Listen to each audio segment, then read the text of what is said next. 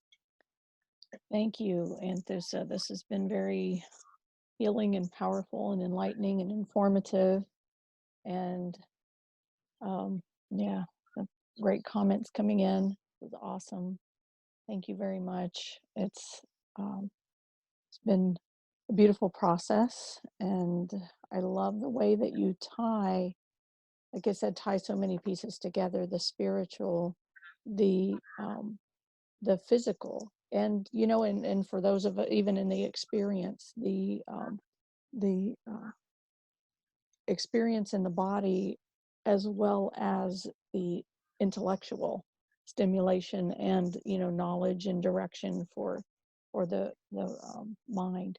So I appreciate the way that you do that. And I'll just say, if anybody has any questions, you're welcome to put your questions in the chat on Zoom, and I'll pass those to Anthusa.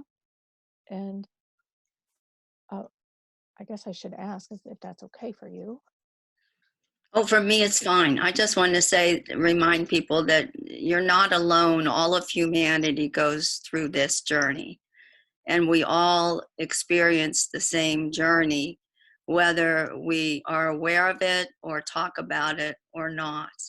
We're here to learn our lessons, to evolve, and to really be connected in unity with one another, and to realize that there is love, mercy, and compassion in the universe. So reach out anytime, ask for help for whoever you feel to ask for help and support from, because you are worth it. Thank you. Thank you. Thank you. That's beautiful. And if I can add just one more piece to that, that you're, um, and I'm speaking from my own experience because I went through this, a time of thinking, oh, well, my trauma was just small compared to what some people go through. And so, it's like I really don't have anything to ask for here because other people go through much worse and survive it. So I'm okay. I don't really have to give much thought or attention or voice to this yet. My experience is my experience, and how I relate to it and what it does in my body and in my heart and in my spirit is significant, because this is what's there for me, for you, for each person is given it exactly what they need in order to receive what they're here to receive, and give what they're here to give. And and interestingly, so when I did get some counseling and some sessions from someone, she was like, oh my god, I can't believe. And I was like, oh, but that was just life. That wasn't anything, and other people go through a lot. But it's all relative is what I mean to say. So don't discount what you're experiencing and what you're feeling, and certainly try, if you can, not to compare it to others and then discount it as nothing. If it's something that you need, and something inside of you is, it could use some help, some support, some attention, then by all means give that to yourself. Whether you reach out to, you take these practices in for yourself, you reach out to Anthusa for support, reach out to me for support, or to whoever is a person that you trust and believe in, then it's valid and it's worth it.